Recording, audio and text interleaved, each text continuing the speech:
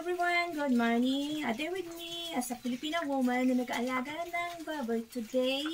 Nandito tayo sa pangalawang kulungan dahil titignan natin yung 5 piglets ko na naiwan dito sa pangalawang kulungan.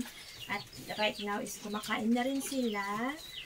Nandito sila na 5 at titignan natin. Kasi galing na ako dun sa kabila at yung 6 naman ay nandun sa kabila, nilipat na rin namin dun sa kabila. So, 5 na lang yung natira din dito. So, bali, 45 days nila ngayong araw since birth. 45 days since birth. At awa ng Diyos, malalaki na rin sila. And thanks God for everything.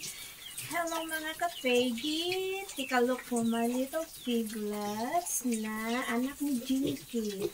Yan, titignan natin sila. Let's go! Ayan yung aking 5 na piglets na naiwan dito sa kabilang kulungan. Kumakain sila right now kasi pinakain ko sila ng breakfast. Ayan sila na 5. Yung mga macho ang naiwan dito. Tapos yung mga sexy ang nilipat namin dun sa kabila. At dadagdagan ko lang yung pagkain nila kasi kulang pa yan. Halika dito. Oink, oink, oink, oink, oink. Matututo ka na rin talaga sa mga uni ng mga baboy. Kung yung pusa nga, tututo ka sa uni ng pusa, tapos matututo ka rin sa uni ng baboy.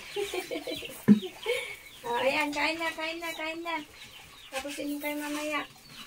Ayan ang mga alaga kong mga 5 na piglets na nandyan. Tapos yung kabila din is nandito yung 6. So, bali, breakfast pa lang nila ito ngayon. At mamaya kakain ulit sila ng lunch. Ayan sila na 5 na kumakain. Actually, yung pinapakain na sa kanila is yung pre-starter. Ay, hindi.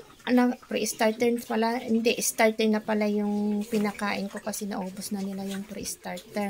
Wow, mali ako. Starter na pala yung pinapakain namin. Pero nung nandun pa sila sa mama nila is nasanay naman na silang kumakain kasi kaya sanay na sila na kumain.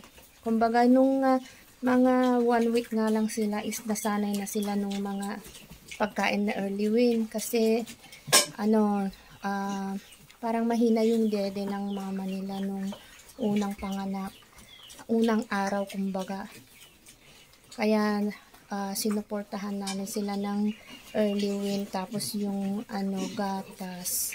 Pero nasanay naman na silang kumain nakaubos na nga sila ng pre-starter tapos nasa starter na nga rin sila Thanks guys for watching and see you again on my next video. Ito lang ang update sa aking 45 days na mga piglets. Thanks everyone. Thank you for watching. Have a wonderful day.